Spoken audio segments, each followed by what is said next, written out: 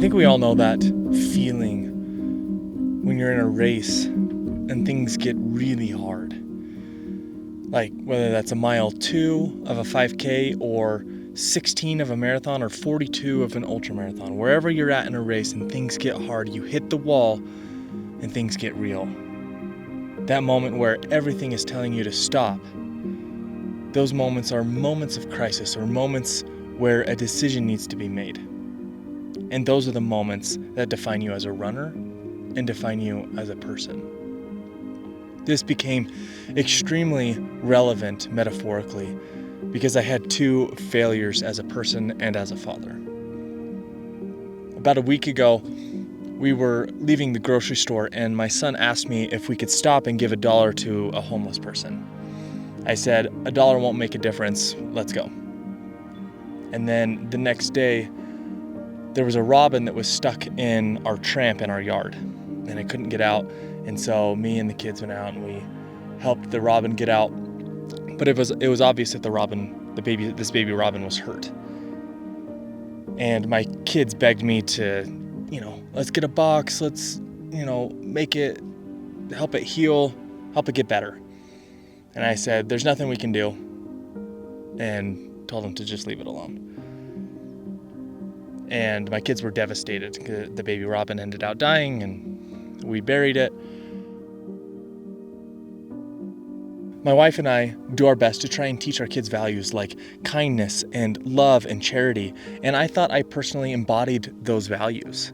Yet the way I acted in both of those situations did not line up with the person I thought I was. I was acting like a hypocrite, constantly preaching about love and kindness and charity, and yet I wasn't even willing to let my kids do what I passionately wanted them to do. To act selfless and loving and kind toward all living things. Just like we can't show up to a marathon having not trained at all and expect to perform our best, likewise, when we know who we are, what we stand for, what our values are, we're much more likely to act authentically when it really matters when it comes to our values. This concept is not new. It was acknowledged as early as the 7th century BCE. There was a Greek soldier and poet. I'm not even going to try and pronounce his name. It starts with an A. He said something to the effect of, I don't know if it was written down immediately, but he said, in the moment of crisis, we do not rise to the level of our expectations. We fall to the level of our training. Versions of this mantra are used in everything from the military to sports to religion. And yet, despite the prevalence of this knowledge, of this concept, we often fail to apply it.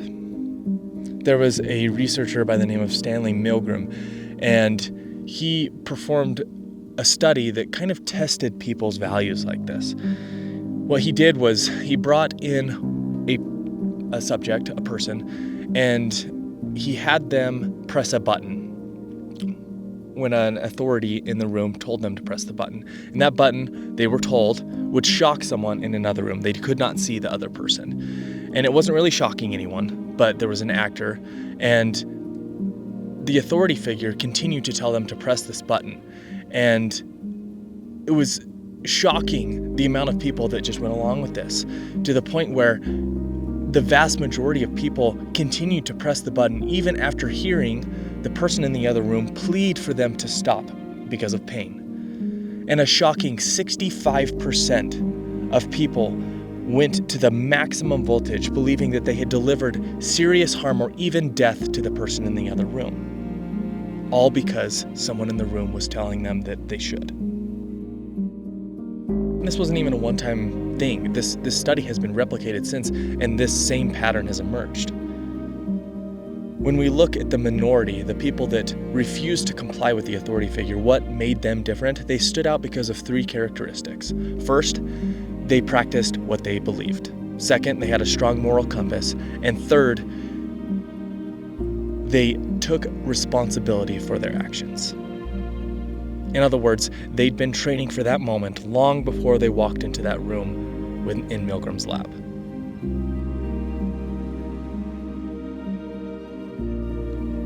Between my failure at living my own values and the findings in this study that show that I'm not alone, it makes me wonder why we fail to live our own values and how we can do better at living the values that we claim to believe in. And so I started to look around, and it seemed like Stoicism was the most logical place to start, because they literally built a philosophy around the idea, around the concept that we need to train to be virtuous so that when the crisis comes, we're not caught off guard.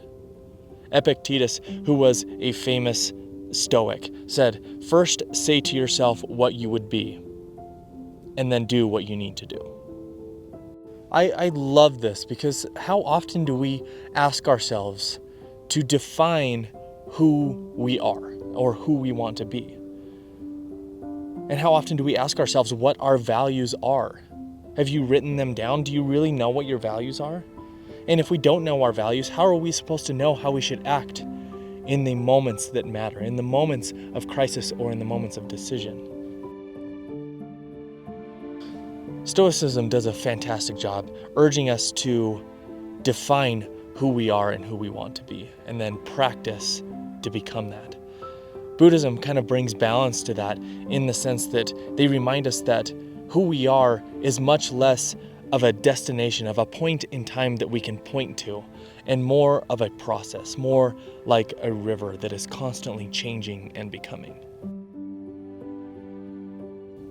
Most importantly, Buddhism brings the awareness that comes from meditation. And when we have awareness, then we can begin to watch the process that happens in our mind between coming up in crisis, between coming up to the fork in the road and the action. We can pause. We can notice what is happening, pause, and respond rather than react.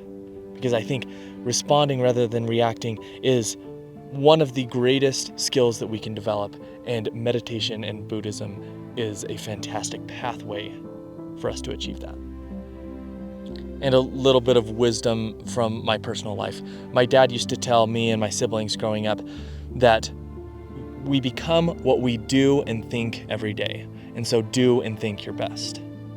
I hope I'm not messing that up, Dad. But I think the wisdom in that is in both the thinking and the doing. It's not in just thinking and or just doing. It's in both. Because it is in the contemplation of our best that we actually figure out what we actually value. And then it is in the doing that we hone in that skill, that we train ourselves so that in the moment of crisis, in the moment that actually matters, we are our best. I think one of the greatest questions that we can ask ourselves is, what would a person like me do in this situation? I mean, imagine if the people in the Milgram study were to have paused and said that to themselves. What would a person like me do in this situation?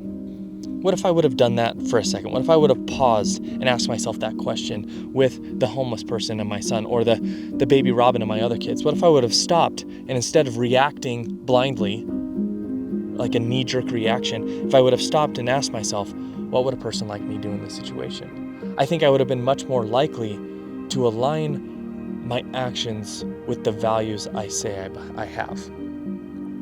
Because the values that you say you have are not your values. As the old adage says, your actions speak louder than words. Because here's the thing, the more you act misaligned with the values you believe you have, the more your values are going to change, not the reverse. If your actions don't match your values will quietly shift to match your actions. You won't notice this at first. The gap between who you think you are and who you're becoming is subtle. It grows in silence until one day you realize you've built on habits that betray the very things that you claim to be most important. And that is why training matters, both in running and in life. You cannot show up to a marathon without months of training and expect to perform your best that day. You also can't expect yourself to be compassionate, kind, honest, and loving if you've spent years practicing the opposite, either subconsciously or consciously. Crisis reveals the patterns that you've built when no one is watching. Every rep, every mile, every small choice you make when no one is around is a quiet vote for the person you are becoming. At least that's how I see it. And once again, I am not an expert in any of this. This is just me thinking out loud based on some experiences that I've had recently. So if this was interesting or thought-provoking, I hope you'll stick around, and I'll catch you in the next video.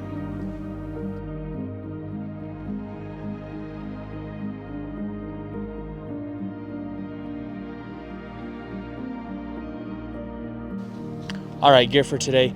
As a reminder, I am not affiliated with any brand. I am just sharing what I wear for fun, if you want to know.